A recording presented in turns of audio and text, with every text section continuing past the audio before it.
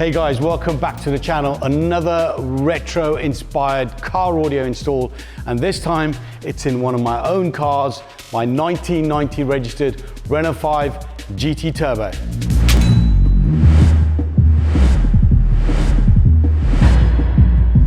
So, my 1990 registered Renault 5 GT Turbo, a car that I bought 4 years ago with the idea of putting it in the showroom on the mezzanine floor. We're nearly there. That journey has taken a long time purely because business got in the way. Recently, we changed suspension. As you can see, we've got a new set of wheels on there, give it a different look. But what we didn't want to do with this car is bastardize it. If we roll back 30 odd years, everyone's familiar with Max Power and Fast Car magazine. And in period, these cars were chopped up. They had big body kits, Lambo style doors, big wheels, big exhausts, obviously big bass systems. And we're all familiar of one guy, very local to us here in Feltham, who put the Renault 5 on the map.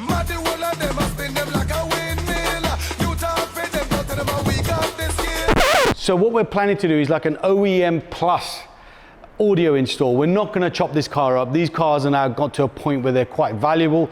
And this one, bar the wheels and lowering springs, it's virtually stock. In a previous episode, Blade actually fitted the new Pioneer retro style head unit into the vehicle and also demoed the new Pioneer retro shelf mount speakers, which are to be released in September. But today we're going to do a full install and we're going to keep it OEM, but we're not going to break the bank. So come over here, guys. These are the products that are going into the car. So stereo wise, SXT C10PS. It's a Pioneer retro head unit, so it's got a retro design, but features of the modern day, including the old Pioneer logo that you can see there. This sells exceptionally well. That's already fitted. Now these speakers, look how good these look. So these are a retro inspired design by Pioneer, three-way design, designed for shelf mount. So you've got mounting holes underneath there, you've got a speaker terminal there as well. Keeping it all Pioneer, we're using some of the modern tech. Again, we're not breaking the bank. So we're using this compact Pioneer amplifier, which will run the rear speakers and these front speakers. Now, these are Pioneer three-way front coaxial speakers. So basically one speaker with the tweeter and the mid-range built in. I could use a separate tweeter, but I don't want to cut up the door cards. I don't want to mount them on the dash, and I'll show you positioning in a moment. And we're also going to be using an active subwoofer. Active means that the amplifier is built in. So this box is a 12-inch box, it's 600 watts, the amplifier is built in. The reason why I'm using an amplified sub box is because what I don't want to do is what everyone did back in the day, is mount the amplifier on the back of the seat. As you can see, the seat has no screw holes or screw marks. Yes, we could get an amplifier, make a board for it in the bottom, but we don't want to do that. Original shelf, guys.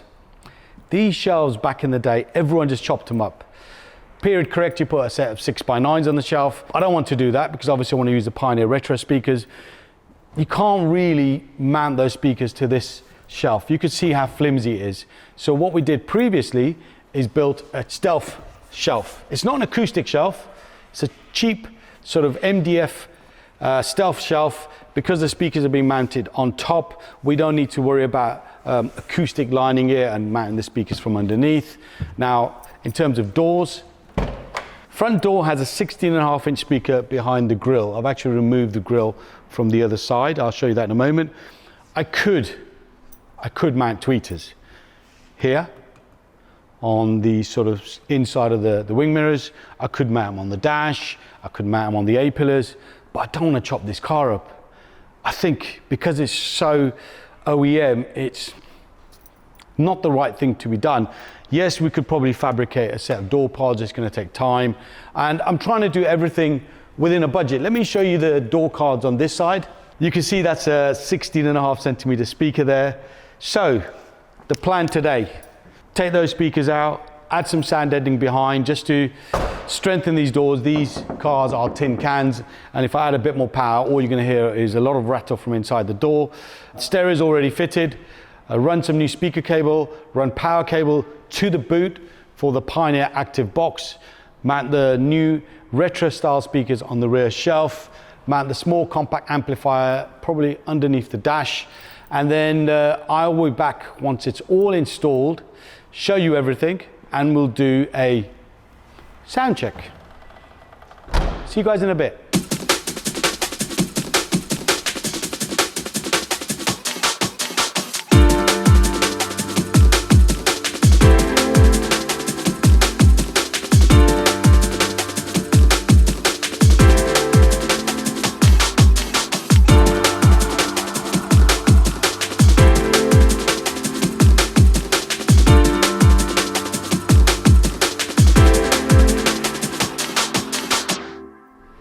So the install has now been completed. The car's actually in our showroom.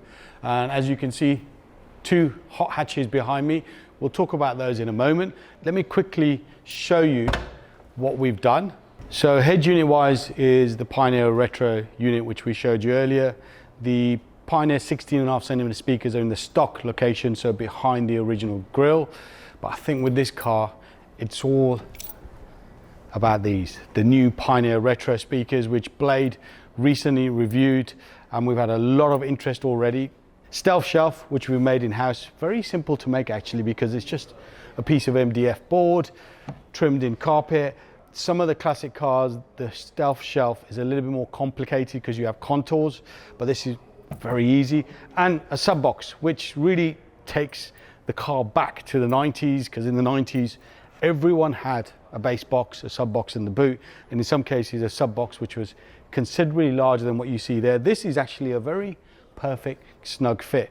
Remember, we're not using a separate amplifier for this box. It's actually an active box, so the amp is built in, makes it very easy for installation, and I'm not having to drill any holes in the back of the seat. Now let's have a listen.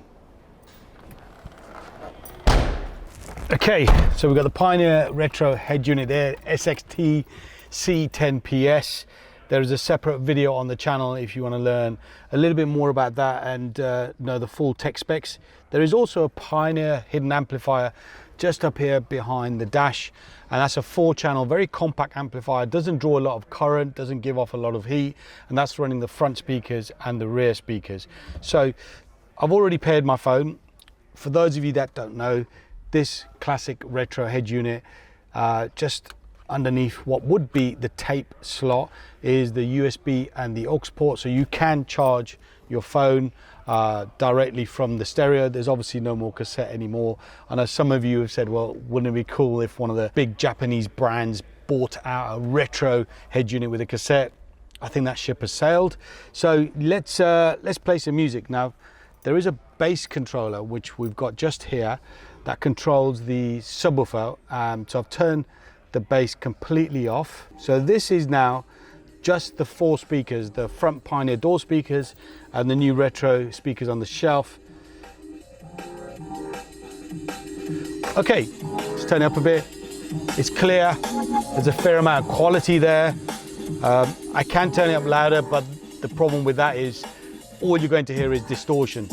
Okay, so we've got some bass kicking in, but I wouldn't say that's deep bass, that's mid bass. That's just coming from the rear speakers. Front wise, the clarity is there. There's a bit of depth. Yes, you could argue that having separate tweeters would give me a little bit more top end clarity, but overall, sounds pretty cool. Now, let's introduce some bass. Oh, wow. I am halfway on the bass controller.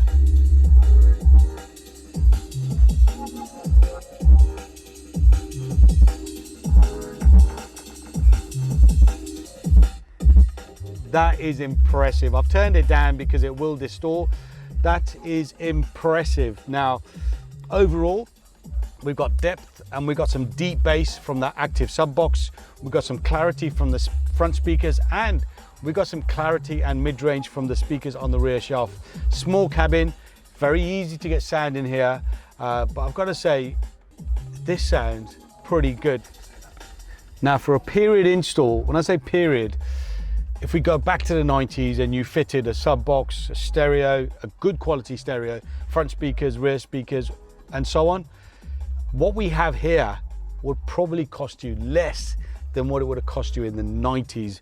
A top-end Pioneer head unit in the 90s was around £500. This SXT C10 PS is £350. That's today's price.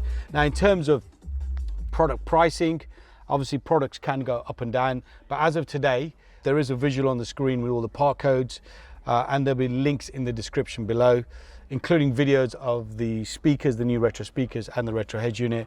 In terms of pricing, you're looking around £1,200 retail for the products.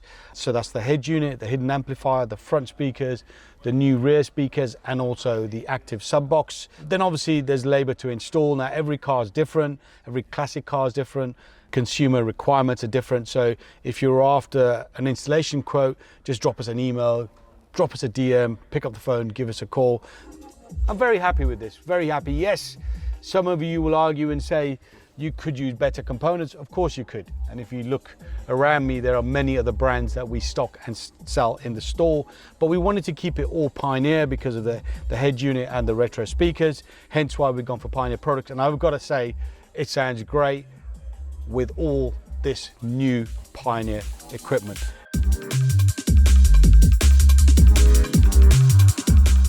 So there we go, audio install complete. I'm really happy.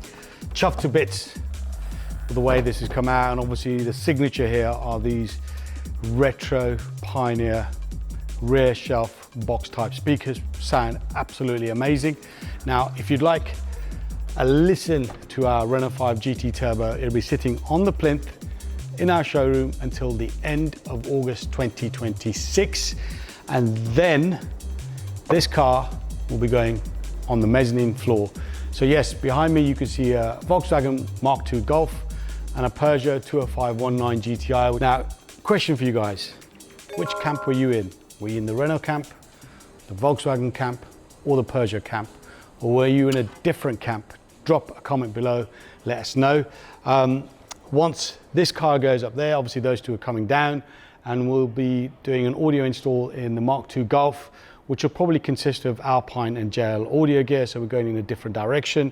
But yeah, that's it, install done. If you want to have a listen, get into the showroom before the end of August 2026. Let me know what you think of the install. Links to the speakers and the retro stereo and the other bits that have been installed, all in the description below. And hopefully I'll see you in the showroom soon.